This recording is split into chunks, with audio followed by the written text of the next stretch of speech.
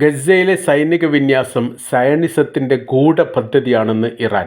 ഒരിക്കലും അത് അംഗീകരിക്കാൻ പാടില്ലെന്നും ഒരു തരത്തിലും അതൊരു കൃത്യതയോടുകൂടി ലക്ഷ്യം കാണുന്ന തരത്തിൽ അവർ സ്ഥാപിക്കുകയില്ല എന്നുള്ളതൊരു യാഥാർത്ഥ്യമാണെന്നും ഇറാൻ്റെ വിദേശകാര്യമന്ത്രി ഈ വിഷയവുമായിട്ട് ബന്ധപ്പെട്ട് അഭിപ്രായം പറഞ്ഞു.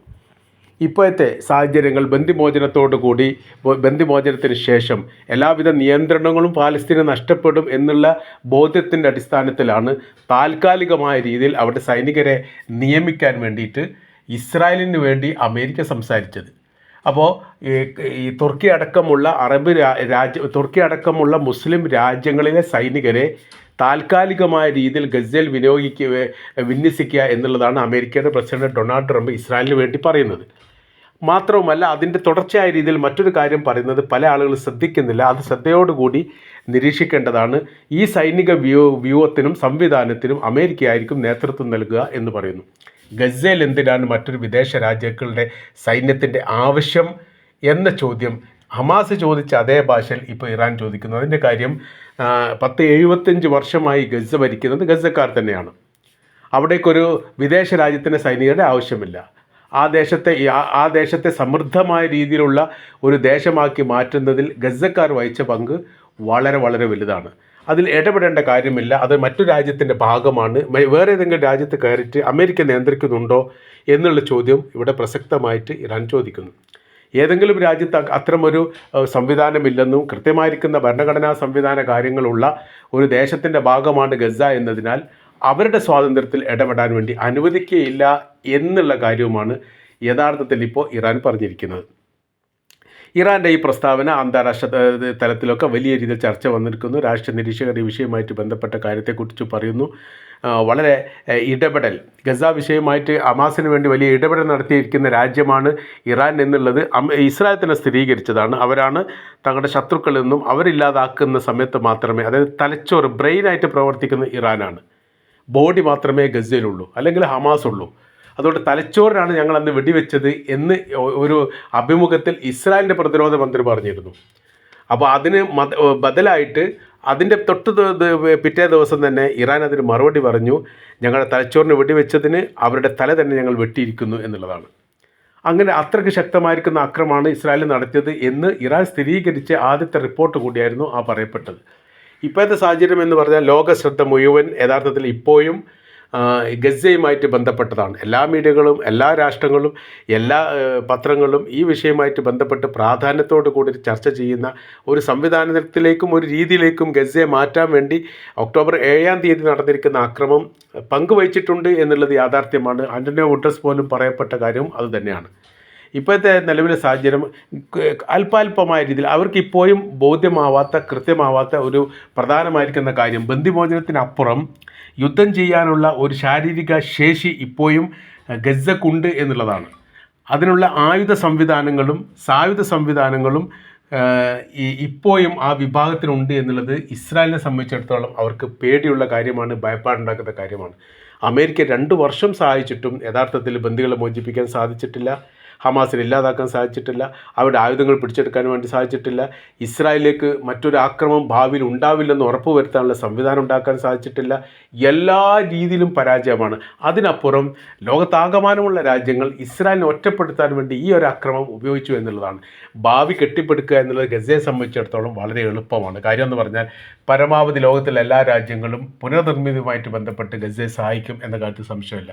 ഓരോ രാജ്യങ്ങളും ആദ്യത്തെ ഘട്ടത്തിൽ കഴിഞ്ഞ മാസം തന്നെ ഈജിപ്ത് നടത്തിയിരിക്കുന്ന അറബ് ഉച്ചകോടിയുമായിട്ട് ബന്ധപ്പെട്ട് ഓരോ രാജ്യങ്ങളും ബില്യൺ കണക്കിന് ഡോളർ ഗസയുടെ പുനർനിർമ്മാണവുമായിട്ട് ബന്ധപ്പെട്ട് പ്രഖ്യാപിച്ചിട്ടുണ്ട്. പിന്നെ നടപ്പിലാവാത്തതിൻ്റെ കാര്യം ഗസയിൽ യുദ്ധം പിന്നീട് കുറച്ചുകൂടി അധികമായിട്ട് സ്ട്രോങ് ആയിട്ട് വന്നു. അത് അവസാനിക്കാതെ വന്ന സമയത്താണ് പുനർനിർമ്മിതമായിട്ട് ബന്ധപ്പെട്ട കാര്യത്തിന് പുറകോട്ട് പോയത്. പ്രഖ്യാപിക്കപ്പെട്ട പണം അത്ര തന്നെ, ഇനി പ്രഖ്യാപിക്കാനുള്ള രാജ്യങ്ങൾ ഒരുപാടുണ്ട് എന്നുള്ളത് യാഥാർത്ഥ്യമാണ്. എന്നാൽ ഇസ്രായേലിനെ സംബന്ധിച്ചിടത്തോളം അവർ സാമ്പത്തിക രംഗം തകർന്നിരിക്കുന്നു. അവരുടെ പ്രതിരോധ രംഗത്തിന് വലിയ ക്ഷീണം ഉണ്ടായിരിക്കുന്നു. അതിർത്തിയുമായിട്ട് ബന്ധപ്പെട്ട കാര്യത്തിൽ അത് വലിയ വിഷമമാണ്. മറ്റു ലോക രാജ്യങ്ങളുടെ സഹായം കിട്ടാതെ നിലനിൽക്കാൻ പറ്റാത്ത ഒരു പരിതസ്ഥിതിയിലേക്ക് ഇസ്രായേൽ എത്തിയിരിക്കുന്നു. അവരെ പടുത്തുയർത്തുക എന്ന് പറഞ്ഞാൽ വലിയ പ്രയാസമാണ്. ലോകരാജ്യങ്ങളിൽ നിന്ന് ഇസ്രായേൽ വല്ലാത്ത രീതിയിൽ അകന്നു പോയിരിക്കുന്നു. കൂട്ടിയോജിപ്പിക്കുക എന്ന് പറഞ്ഞാൽ പതിറ്റാണ്ടുകൾ വേണ്ടി വരുമെന്നാണ്. വളരെ എളുപ്പത്തിൽ ഇസ്രായേലിൻ്റെ ഭാഷയിൽ പറഞ്ഞാൽ തന്ത്രം പ്രയോഗിച്ചുകൊണ്ട് ലോകത്തെ കീഴടക്കാൻ വേണ്ടിയിട്ട് ഹമാസിന് സാധിച്ചു എന്നുള്ളതാണ്. അവർ ഉപയോഗിച്ച കുരുട്ട് തന്ത്രങ്ങളും പ്രയോഗങ്ങളും അവരുടെ ബുദ്ധിപരമായി അവരുടെ പ്രവൃത്തി എന്ന് പറയുന്ന സമയത്ത് അവർ വിശദീകരിച്ച് പറയുന്നത് ബന്ദിമോചനവുമായിട്ട് ബന്ധപ്പെട്ടാണ്. ആദ്യകാലത്ത് തന്നെ ബന്ദികളെ മോചിപ്പിക്കുന്ന സമയത്ത് അവർ വെറുതെ മോചിപ്പിക്കുകയല്ല, അവരോടൊപ്പം അംഗീകാര പത്രം കൊടുത്ത് പബ്ലിക്കിൽ അവരെ കയറ്റിയിരുത്തി ജനങ്ങളെല്ലാം കാണെ ഹമാസുമായിട്ട് ബന്ധപ്പെട്ട അല്ലെ ഗസയുമായിട്ട് ബന്ധപ്പെട്ട കാര്യത്തിന് ഇത്രയും കാലം അവർ അനുഭവിച്ച വിവരങ്ങളെക്കുറിച്ചുള്ള ഒരു അവലോകനം നടത്തി. ആ അവലോകനം ലോകം ശ്രദ്ധിക്കപ്പെട്ടു. എന്നാൽ ഒരാൾ പരാതി പറഞ്ഞ് തങ്ങളെ പീഡിപ്പിച്ചെന്നോ ഭക്ഷണം നൽകില്ലെന്നോ മരുന്ന് നൽകില്ലെന്നോ അത്തരം ഒരു വിഷയങ്ങളും ഇല്ലാത്ത രീതിയിലാണ് ബന്ദികൾ മോചിക്കപ്പെട്ടത്. ആ പ്രയോഗങ്ങളെല്ലാം വലിയ രീതിയിൽ ലോകം ചർച്ച ചെയ്യപ്പെട്ടതാണ്. എന്നാൽ ഇസ്രായേൽ കിടക്കുന്ന പാലസ്തീനുകൾ മോചിപ്പിക്കുന്നത് വളരെ ദയനീയ അവസ്ഥയിലാണ്. എല്ലും തോലുമായ രീതിയിലാണ് പുറത്തിറങ്ങുന്നത്. മാനസികപരമായ രീതിയിൽ പോലും തളർന്നിരിക്കുന്ന രീതിയാണ്. ഒരാൾക്ക് പോലും എഴുന്നേറ്റ് നിൽക്കാൻ പറ്റാത്ത അവസ്ഥയാണ്. വളരെ ഗുരുതരമായിരിക്കുന്ന മാനസിക പ്രയാസവും ഭക്ഷണം നൽകാത്തതും മരുന്ന് നൽകാത്തതും പീഡനവുമായ രീതിയിൽ വളരെ ക്രൂരമായ രീതിയിലുള്ള അവസ്ഥയിലൂടെയാണ് അവസ്ഥ ഇസ്രായേൽ നൽകിയിട്ടാണ് ഒരു പാലസ്തീൻ ജയിൽ മോചിതനാകുന്നത്. രണ്ടും തമ്മിൽ വലിയ മാറ്റങ്ങളുണ്ട്.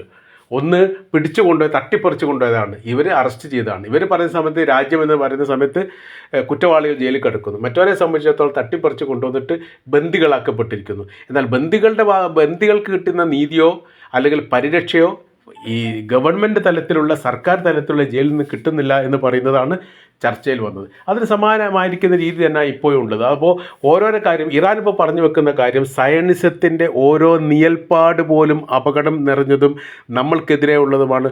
സൂക്ഷ്മതയോടുകൂടി അത് കൈകാര്യം ചെയ്തിട്ടില്ലെങ്കിൽ ഭാവിയിൽ അത് ഗസയെ സാരമായിട്ട് ബാധിക്കും. അതിന് ചെയ്യേണ്ട പ്രധാനമായിരിക്കുന്ന കാര്യത്തെക്കുറിച്ചുള്ളൊരു നിലപാടും പറഞ്ഞിട്ടുണ്ട്. ഗസയിൽ ഭരിക്കാനോ അതിലിടപെടാനോ അതിൻ്റെ സംവിധാനത്തെക്കുറിച്ച് സംസാരിക്കാനോ ഒരിക്കൽ പോലും അമേരിക്കയോ ഇസ്രായേലിനോ അനുവദിക്കില്ല. അമേരിക്കയും ഇസ്രായേലും എന്ന് പറഞ്ഞാൽ ഒന്ന് തന്നെയാണ്. രണ്ടും വേർതിരിച്ച് പറയേണ്ട കാര്യമില്ല. സാമീസ് ഇരട്ടകൾ പോലെയാണ് അവരെല്ലാ കാലത്തും പ്രവർത്തിക്കുന്നത്. അതുകൊണ്ട് അവരുടെ ഭാഷകളൊന്നാണ്, അവരുടെ ബോഡി ഒന്നാണ്, അവരുടെ ലാംഗ്വേജ് ഒന്നാണ്, അവരുടെ പ്രയോഗങ്ങളൊന്നാണ്. രണ്ടും ഒരേ രീതിയിൽ തന്നെ സംസാരിക്കുന്നത്. ഇപ്പോഴത്തെ സാഹചര്യം അനുസരിച്ച് നോക്കുന്ന സമയത്ത് ഇത്രയേറെ വിഷയങ്ങൾ ഉണ്ടായി, ബന്ദിമോചനങ്ങൾ നടന്നു, അതുമായി ബന്ധപ്പെട്ട രാഷ്ട്രീയമായിരിക്കുന്ന തുടർ ചലനങ്ങളൊക്കെ ലോകാടിസ്ഥാനത്തിൽ ഇപ്പോൾ നടക്കുന്നു. ഈജിപ്തിൽ ചർച്ച നടത്തി, അതിനുശേഷം ട്രംപ് ആദ്യം ഇസ്രായേലിലേക്ക് പോയി, പിന്നെ ഈജിപ്തിലേക്ക് പോകുന്നു. വലിയ വ്യാപകമായിരിക്കുന്ന വിപുലമായിരിക്കുന്ന ചർച്ചാ സംവിധാനത്തിൽ എവിടെയും ഒരു രാഷ്ട്ര നേതാവ് പോലും പലസ്തീൻ സ്വാതന്ത്ര്യവുമായിട്ട് ബന്ധപ്പെട്ട കാര്യത്തെക്കുറിച്ച് സംസാരിക്കുന്നില്ല എന്നുള്ളത് ലോകത്തെ ഞെട്ടിപ്പിച്ചിരിക്കുന്ന കാര്യമാണ്. ഈ യുദ്ധം പലസ്തീൻ്റെ സ്വാതന്ത്ര്യത്തിന് വേണ്ടിയുള്ളതാണ്. പ്രശ്നപരിഹാരത്തിന് വേണ്ടിയിട്ട് 21 നിർദ്ദേശങ്ങൾ, ഒരു നിർദ്ദേശത്തിൽ പോലും പലസ്തീൻ രാജ്യവുമായിട്ട് പലസ്തീൻ സ്വതന്ത്ര രാഷ്ട്രമാക്കണം എന്നതിനെക്കുറിച്ചുള്ള ഒരു പരാമർശം പോലും നടത്തുന്നില്ല എന്ന് പറയുന്നത് വളരെ നിരാശയുള്ള കാര്യമാണ്. ഒരു അജണ്ടയോടുകൂടി അവർ പ്രവർത്തിക്കുന്നു എന്നതിൻ്റെ ഏറ്റവും വലിയ ഉദാഹരണമായിട്ട് തീർച്ചയായിട്ടും നമുക്കത് കാണാൻ വേണ്ടി സാധിക്കും. അതുകൊണ്ട് ഗസ എന്ന് പറയുന്ന ദേശത്തിൻ്റെ ഒരു ഭാഗത്തും ഒരു അറബ് രാജ്യങ്ങളും സൈനികനായിട്ട് വരേണ്ട കാര്യമില്ല. കാര്യം ഇഷ്ടംപോലെ ലോകത്തെ ഏറ്റവും കൂടുതൽ ജനസാന്ദ്രതയുള്ള പ്രദേശങ്ങളിലൊന്നാണ് ഗസ. അവിടെ ഏറ്റവും കൂടുതൽ യൂത്ത് വിങ്ങുകളുള്ള വിഭാഗമാണ്. അതുകൊണ്ട് തന്നെയാണ് ഇസ്രായേൽ അവരെ പരാജയപ്പെടുത്താൻ വേണ്ടി സാധിക്കാത്തത്. ആ ഒരു വിഭാഗത്തിൻ്റെ നിയന്ത്രണത്തിലേക്ക് വരേണ്ടതേ ഉള്ളൂ. അവിടെ എങ്ങനെ അഭിപ്രായ വ്യത്യാസങ്ങൾ ഹമാസുമായിട്ട് ബന്ധപ്പെട്ടോ വേറെ സൈനിക ട്രൂപ്പുമായിട്ട് ബന്ധപ്പെട്ടോ അഭിപ്രായ വ്യത്യാസമുണ്ടെങ്കിൽ അത് പരിഹരിക്കാവുന്നതാണ്. മുമ്പ് ചൈന ആ പ്രവൃത്തി ചെയ്തിട്ടുണ്ട്. ചൈന വിളിച്ചുകൂട്ടിയിരിക്കുന്ന ഹമാസ് അടക്കമുള്ള ആളുകളെ ഈ ബീജിങ്ങിലേക്ക് വിളിച്ചുകൂട്ടി ഒരു വിപുലമായിരിക്കുന്ന ഒരു ചർച്ച ഏതാനും മാസങ്ങൾക്ക് മുമ്പ് നടത്തിയിരുന്നു. ഇസ്മായിൽ അനിയ ഉള്ള കാലത്താണെന്നാണ് മനസ്സിലാക്കാൻ പറ്റുന്നത്. അന്ന് 4 വിഭാഗങ്ങൾ, ഹമാസ് അടക്കമുള്ള 4 വിഭാഗങ്ങൾ ഗസയിൽ പ്രവർത്തിക്കുന്നവർ, ഗസ സ്വാതന്ത്ര്യത്തിന് വേണ്ടി പ്രവർത്തിക്കുന്ന 4 വിഭാഗത്തെയും വിളിച്ചു വരുത്തി ചൈന ഒരു വിപുലമായിരിക്കുന്ന ചർച്ച നടത്തി. ആ ചർച്ചയിൽ പ്രധാനമായിരിക്കുന്ന കാര്യം അവർ പറഞ്ഞത് ഇങ്ങനെയാണ്: ഈ യുദ്ധാനന്തരമുള്ള പുനർനിർമ്മിതി എന്ന് പറയുന്നത്, അതായത് വീണ്ടും നിർമ്മിക്കപ്പെടുന്ന ഒരു സംവിധാനം എന്ന് പറയുന്നത് ഗസയിലുള്ള എല്ലാ വിഭാഗങ്ങളും സംയുക്തമായി ചേർന്നുകൊണ്ട് ഭരണത്തെ നിയന്ത്രിക്കുന്ന ഒരു സംവിധാനം വരണം എന്നുള്ള കാര്യം അവർ പറഞ്ഞിട്ടുണ്ട്. നിങ്ങൾക്ക് തമ്മിൽ അഭിപ്രായ വ്യത്യാസങ്ങൾ ഉണ്ടാവാൻ പാടില്ല, ഏകോപനത്തോട് കൂടിയിട്ട് യോജിച്ച് നിൽക്കുന്ന ഒരു പരിസ്ഥിതിക്ക് വേണ്ടിയിട്ട് ഒരു കരാർ പത്രം ചൈന വ്യത്യസ്തരായിരിക്കുന്ന ഗസയിലെ സൈനിക ട്രൂപ്പുമായിട്ട് ഉണ്ടാക്കി എന്നുള്ളതാണ്. ഒരു കമ്മ്യൂണിസ്റ്റ് രാജ്യം പാലസ്തീനുമായിട്ട് ബന്ധപ്പെട്ട വിഷയത്തിൽ ഇത്രയും വിപുലമായിരിക്കുന്ന ഒരു സംവിധാനത്തോടു കൂടി ഒരു ഏകോപനം ഉണ്ടാക്കി എന്ന് പറയുന്നത് ചരിത്രത്തെ സംബന്ധിച്ചിടത്തോളം അത് ആദ്യമായിട്ടുള്ളതാണ്. ഇതിനു മുൻപ് അങ്ങനെ ഒരു സംഭവം ഉണ്ടായതയക്കുന്ന റിപ്പോർട്ടുകളൊന്നും പുറത്തു വന്നിട്ടില്ല. അപ്പോൾ ആ ഒരു രീതിയിലേക്ക്, ആ ഒരു പാറ്റേണിലേക്കാണ് കാര്യങ്ങൾ പോകേണ്ടത്. അതിൽ ഇടപെടലുകൾ നടത്താൻ വേണ്ടിയിട്ട് അനുവദിക്കുകയില്ല, അതിൻ്റെ ആവശ്യമില്ല, അതൊരു ശരിയായിരിക്കുന്ന രീതിയല്ല. ഗസക്കാർ അവർ സ്വതന്ത്രമായിരിക്കുന്ന റിപ്പബ്ലിക്കായിരിക്കുന്ന ദേശമാണ്. ആ റിപ്പബ്ലിക്കിന് അംഗീകാരം നൽകുകയാണ് വേണ്ടത്. അതിനുള്ള സംവിധാനത്തെക്കുറിച്ച് മാത്രമാണ് ആലോചിക്കേണ്ടത്. അപ്പോൾ ഈ വിദേശ രാജ്യത്തെ സൈനികർ അറബ് രാജ്യങ്ങളാണെങ്കിൽ പോലും ഗസയിൽ നിയമിക്കുക എന്ന് പറയുന്നത് ഒരു സ്വതന്ത്രമായിരിക്കുന്ന ഒരു ഇടപെടൽ നടത്താൻ വേണ്ടിയിട്ട് ഗസക്കാർക്ക് സാധിക്കാത്ത വിധം സങ്കീർണമായിരിക്കുന്ന ഒരു സ്ഥിതി